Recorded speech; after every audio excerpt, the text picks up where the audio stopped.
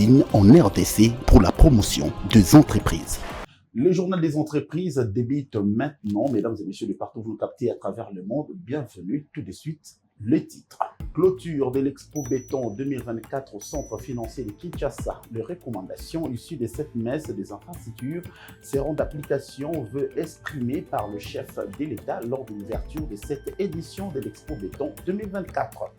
Sur le plan de l'économie nationale, répliquée, la chef du gouvernement Judith Suminwa a déjà soumis la loi des finances pour l'exercice 2025 au niveau du Parlement congolais. Ce sera tout pour le titre.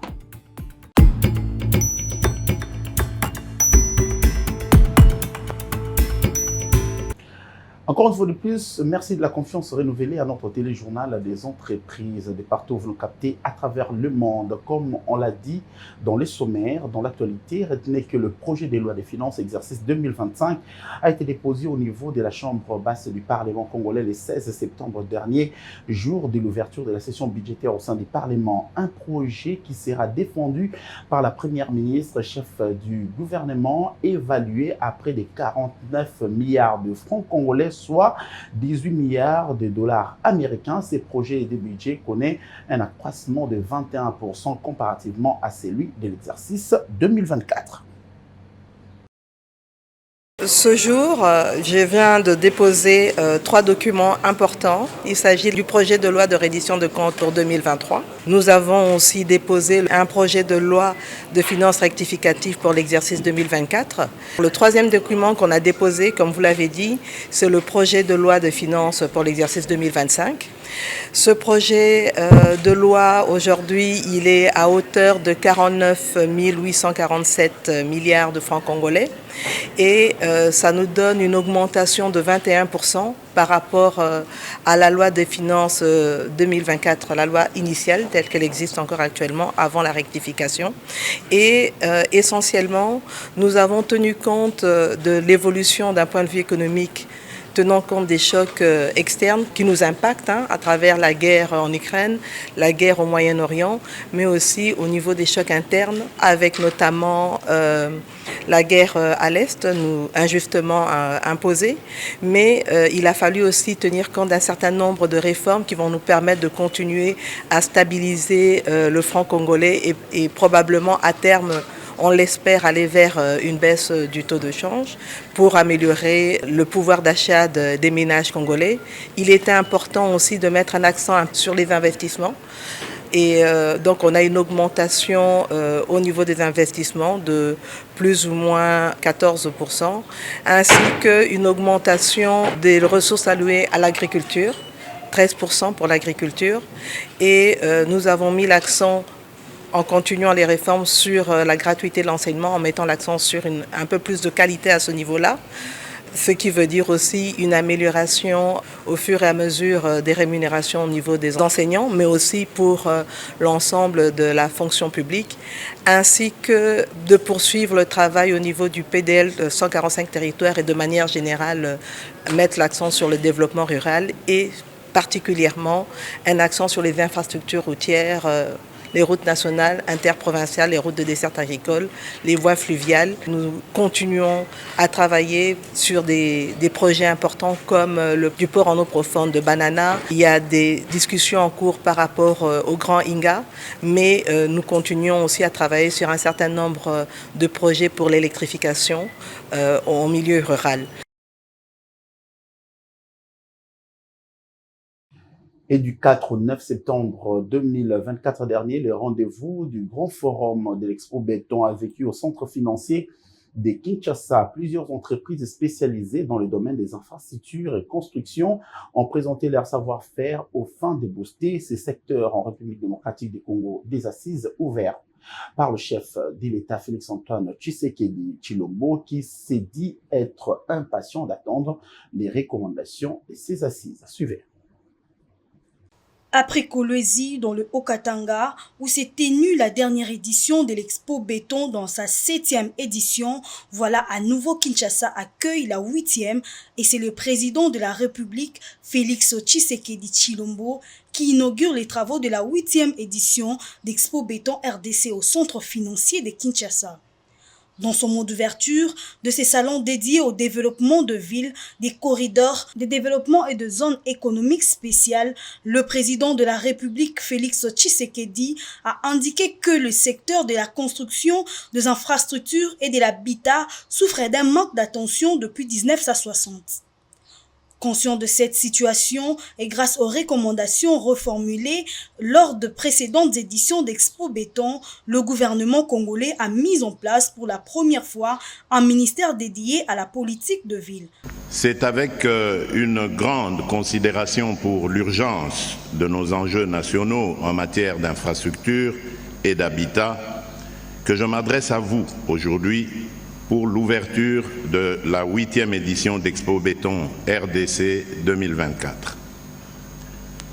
Cet événement d'importance stratégique s'inscrit dans une dynamique de transformation fondamentale, celle de notre cadre de vie urbain.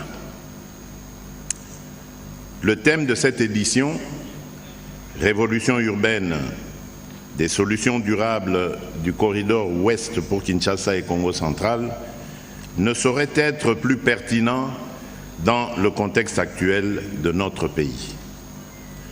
En effet, la croissance démographique rapide que connaît la République démocratique du Congo, tout en étant un indicateur de vitalité, soulève des défis cruciaux nécessitant une attention immédiate et soutenue.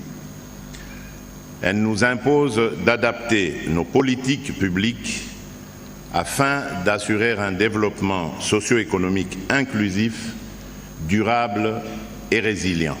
Conscient de l'urgence de la situation et ayant lui-même personnellement suivi les éditions précédentes, le chef de l'État a promis d'être très attentif aux recommandations qui en vont découler à l'issue de cette édition de l'Expo Béton. Le gouvernement de la République, sous son impulsion, va résolument s'engager à soutenir cette initiative et à ce titre, plusieurs mesures emblématiques seront prises. La question du désenclavement de nos territoires est une priorité absolue pour moi, car elle touche directement à l'égalité des chances pour tous nos concitoyens, quel que soit leur lieu de résidence.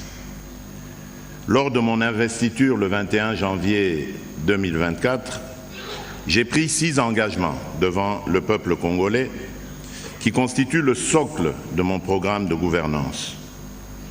En plus de ces engagements, j'ai placé le désenclavement de nos territoires parmi les 3 initiatives présidentielles prioritaires de mon mandat.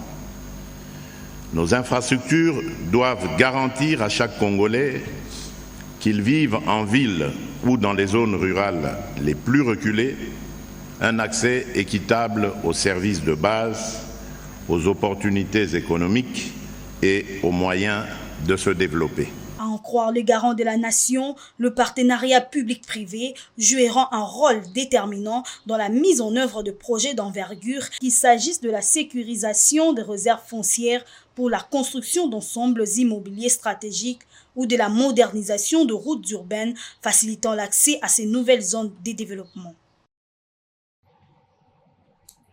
Et dans les lots des entreprises pétrolières qui se sont démarquées au cours de l'Expo Béton 2024, il y a l'entreprise Station Log. Cette entreprise pétrolière dispose des atouts nécessaires pour le raffinage et traitement de pétrole et gaz. Une entreprise du groupe Ledia. Agathe Senga et Barik Nemiala nous en disent un peu plus. Près d'une bonne semaine, les entreprises spécialisées dans l'aménagement et construction des infrastructures ont eu le privilège de présenter leurs œuvres à l'occasion de la 8e édition de l'exposition Béton, tenue au centre financier dans la commune de la Gombe. Au cours de ces journées portes ouvertes, l'on a noté également la présence de la station Log du groupe Ledia Oil and Gas. À la question de savoir le bien fondé de sa participation au cœur de ces forums, le responsable du stand répond. Déjà, l'activité principale de l'entreprise, c'est la commercialisation de produits pétroliers. Donc comme vous l'entendez, LOG c'est juste une abréviation. Donc l'abréviation signifie, pour ceux-là qui veulent bien savoir, Ledia Oil and Gas. Donc nous sommes dans la distribution, la commercialisation de produits pétroliers. Lodia Gaz offre de produits de qualité en essence et gasoil basés dans la commercialisation, entreprise du droit congolais. Cette dernière s'illustre dans la valorisation de ressources de sous-sol congolais. Déjà, le secteur, s'il faudrait le souligner, était entre les mains de Major, comme vous le connaissez. Alors nous, en tant que local, je dirais même en général en tant que locaux, on essaie quand même d'apporter un peu plus dans ce que nous faisons déjà. Donc vous allez voir la différence même dans la manière de construire nos stations-service, dans la manière du service à la clientèle. Donc ça a vraiment une différence entre ceux-là qui œuvrent dans le secteur et ce que nous apportons aussi dans ce secteur.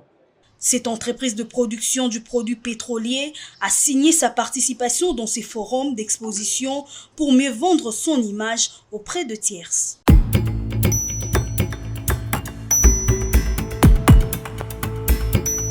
Le centre financier a également accueilli dans le cadre de l'Expo Béton 2024 une entreprise spécialisée dans la transformation du café pur dénommée Instacafé, une société qui développe du café cru à la consommation directe à base de cet outil. Nous sommes groupe Biko Congo, nous avons un produit Instant Café. Nous disposons de distributeurs automatiques de boissons chaudes. Il y a thé, il y a chocolat et il y a café, de tous ces au lait. Dans moins de 30 secondes, vous êtes servi. Donc, pour tout ce qui est comme activité événementielle, peu importe votre activité, n'hésitez pas de nous contacter, nous allons vous servir. Instant Café, c'est une entreprise qui est juste sur le boulevard du 30 juin à la commune de La Gombe, derrière la Grande Poste, avenue du livre numéro 1209. Voilà, pour plus d'infos, vous avez juste à contacter le numéro qui est affiché là à l'en bas d'écran. Voilà, merci. Il y a également l'entreprise Cleanplast qui a marqué de sa présence au cours de cette exposition Béton 2024. Et quelle est sa spécialité? Le responsable du stand répond. Cleanplast, nous évoluons dans l'économie circulaire. En fait, c'est quoi l'économie circulaire? Donc nous sommes dans les collectes, tri, transformation et recyclage des déchets plastiques.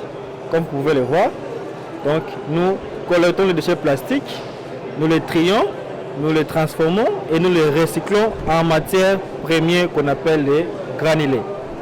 Les granulés en termes de plastique sont des matières qui nous servent à fabriquer des produits finis utilisables comme des seaux, des cintres, des bidons, ainsi de suite, des bassins. Bon, déjà nous-mêmes on a 30 sites de collecte à travers Kinshasa. Souvent c'est parce qu'on collecte la nuit où il y a moins des embouteillages que vous ne voyez pas vraiment impacté. Mais nous avons 30 sites de collecte et à part 30 sites de collecte, nous avons aussi des acheteurs ambulants qui travaillent pour leur compte et que nous achetons maintenant le plastique chez eux. Donc c'est un peu ça la politique pour l'instant qu'on utilise pour essayer de collecter tout le plastique de Kinshasa. La 8e édition de l'Expo Béton aurait été un véritable rendez-vous de haute facture où les génies congolais dans les secteurs des infrastructures se sont démarqués par différentes œuvres qui projettent la RDC dans un lendemain radieux. Et comme on l'avait dit dans notre précédente édition, le comité de gestion de l'Office national des transports ONATRA met le bouchée double dans l'accroissement de ses activités ferroviaires et maritimes en présence du ministre du portefeuille Jean-Lucien Boussa. L'entreprise ONATRA a relancé le trafic ferroviaire Kinshasa-Matadi et fluvial Kinshasa-Kisangani. Suivez. Le ministre du portefeuille s'est ainsi exprimé lors de la cérémonie marquant la reprise du trafic ferroviaire Kinshasa-Matadi et fluvial Kinshasa-Kisangani le mardi 3 septembre 2024 dernier. Jean-Lucien Boussa a procédé de prime abord à la coupure du ruban symbolique.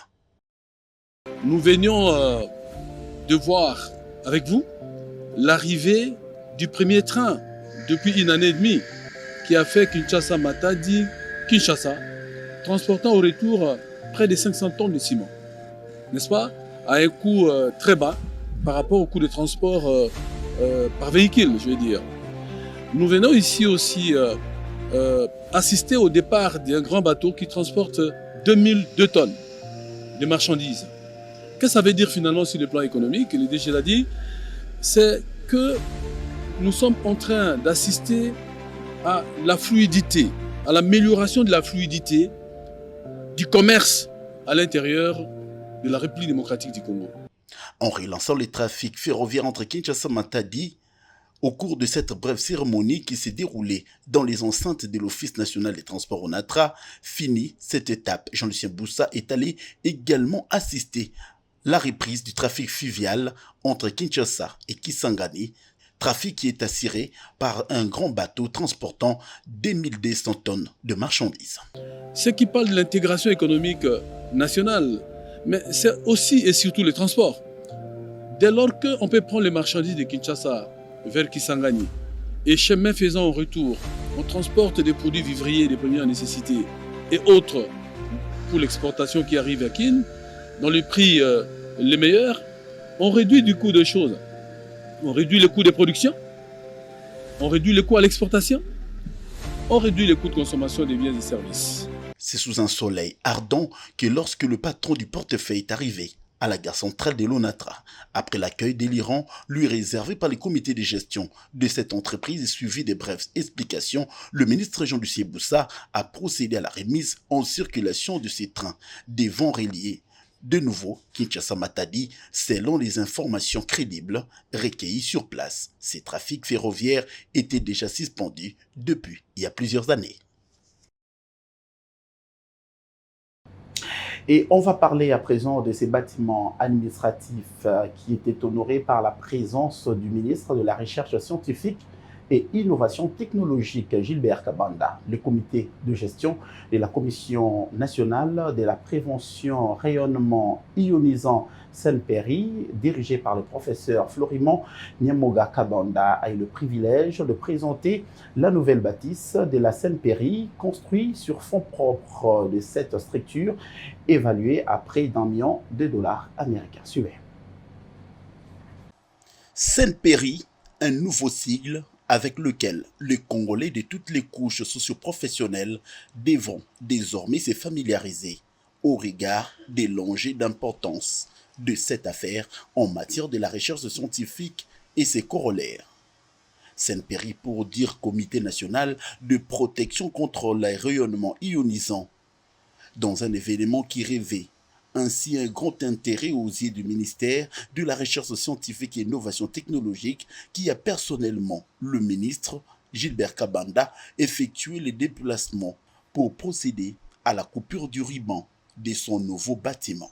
Pour ainsi dire, la Commission nationale de prévention des rayonnements ionisants en tant qu'autorité réglementaire nucléaire, en d'autres termes, l'autorité des régulations par l'excellence dans ces registres, il vient de se doter d'un grand immeuble flamboyant, neuf, sa propriété privée. Cet édifice est dédié non seulement à la science et à la recherche, mais surtout à la sécurité et au contrôle nucléaire pour le bien-être des populations en République démocratique du Congo.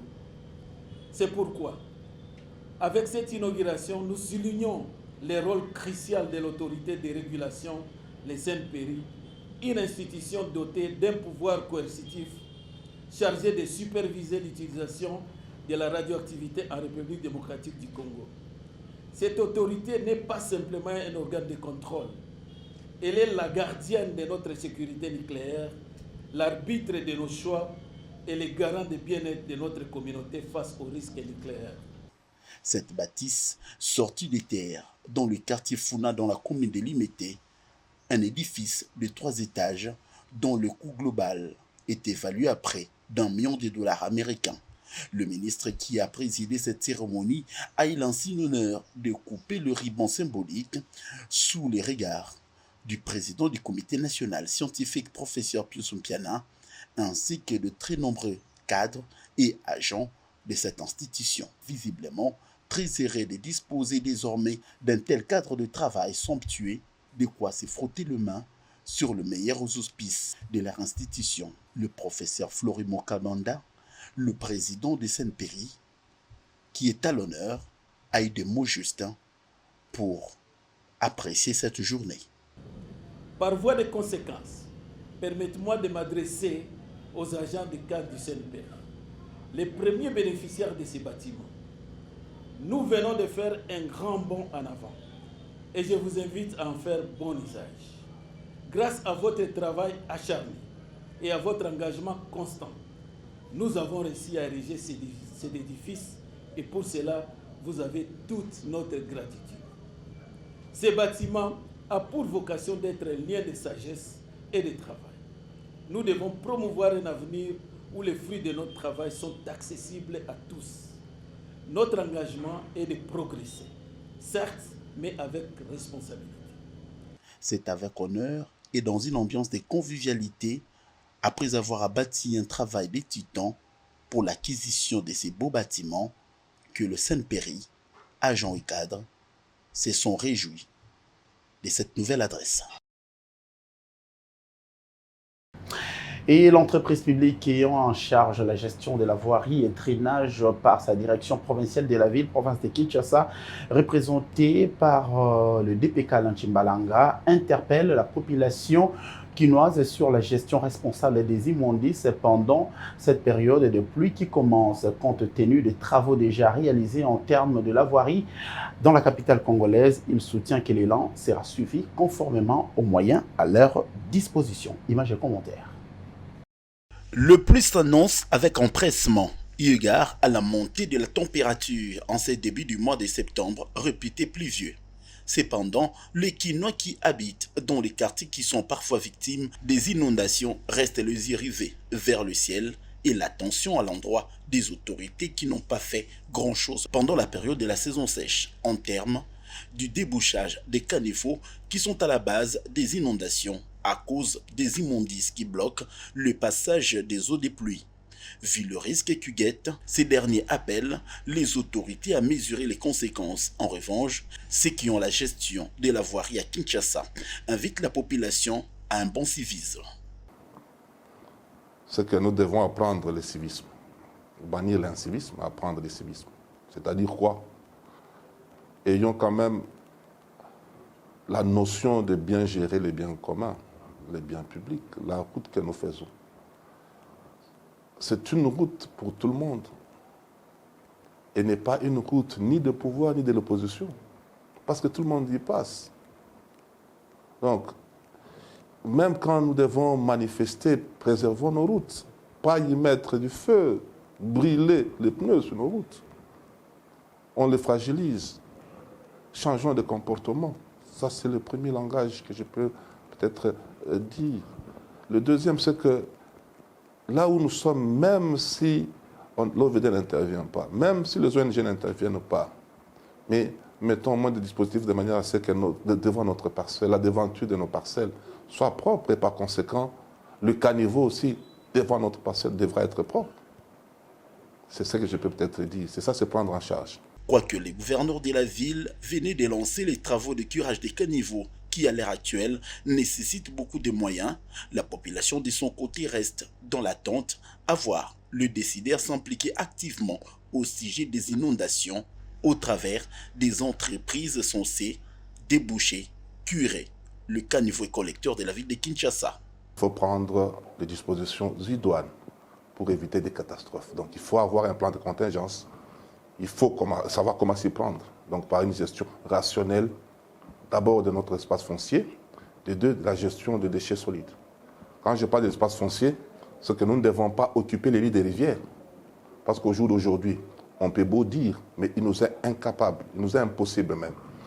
Pas incapable, mais impossible de travailler sur la rivière Kalamou, du début à la fin.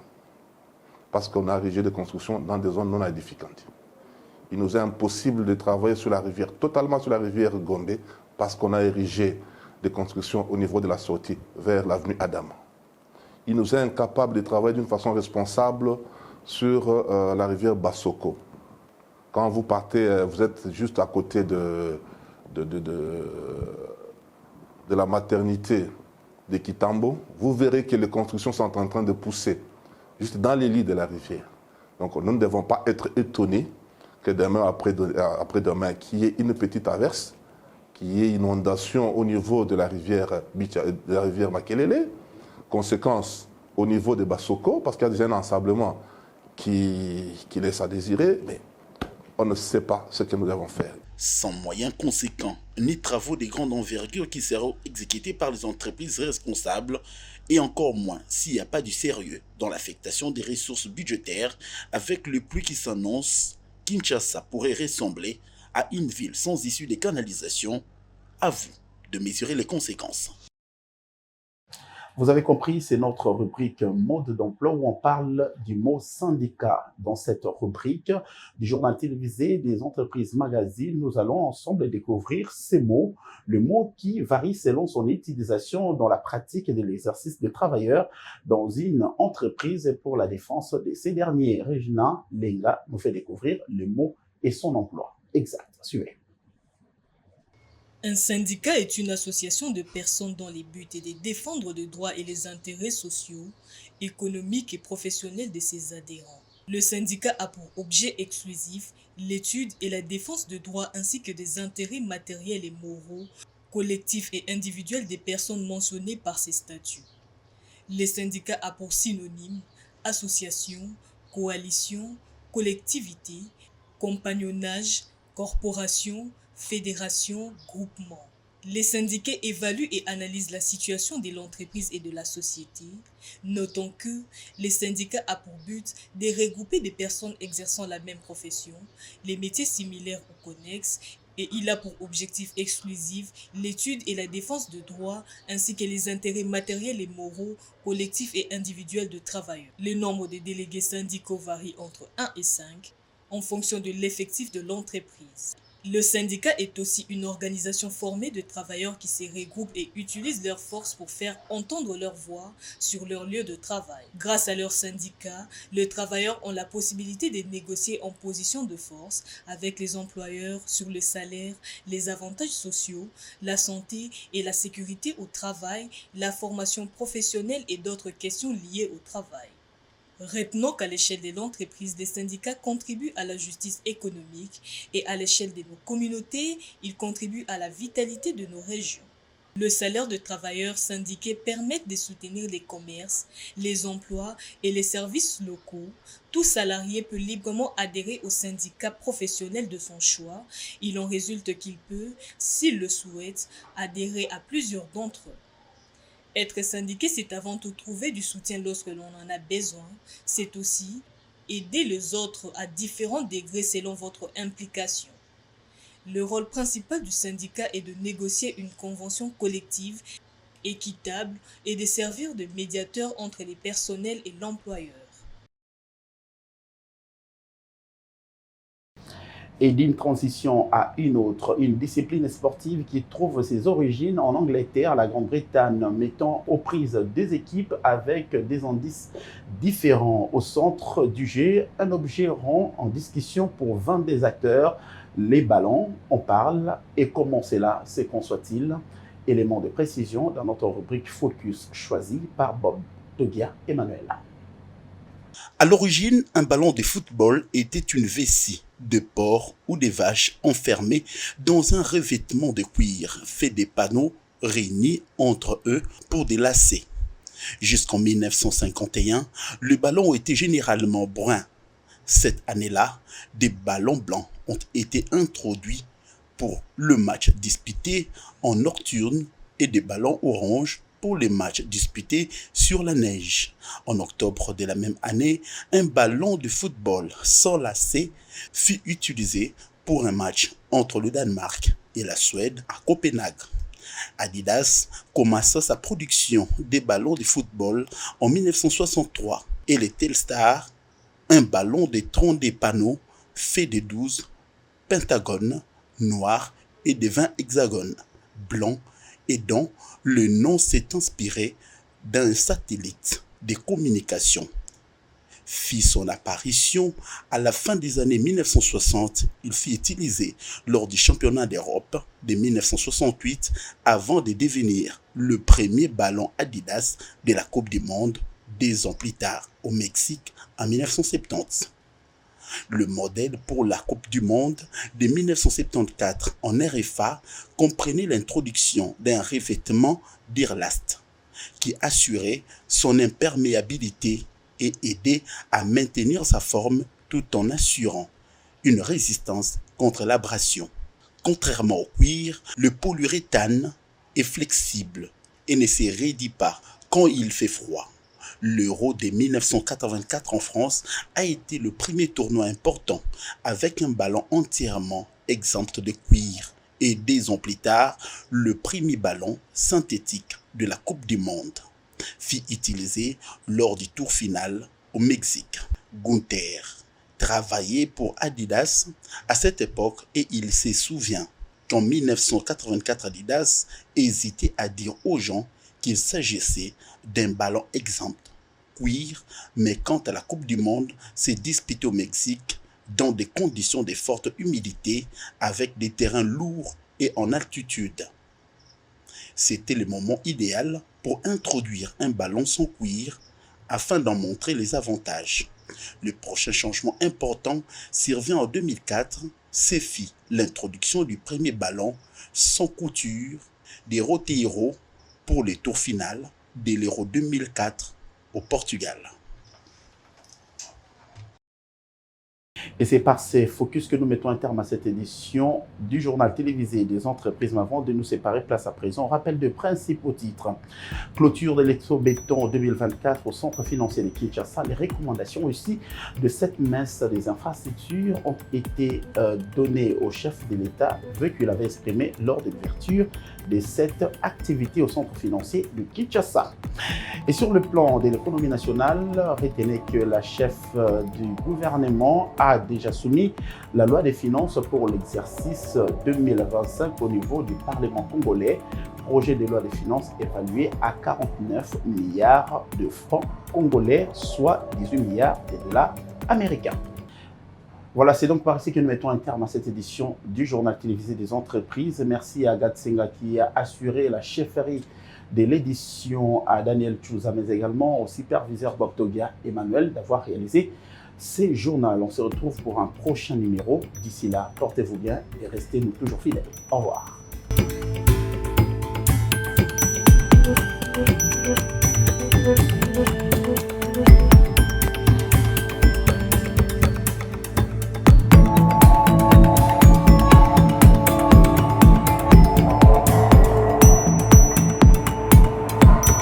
Premier magazine en RDC pour la promotion des entreprises.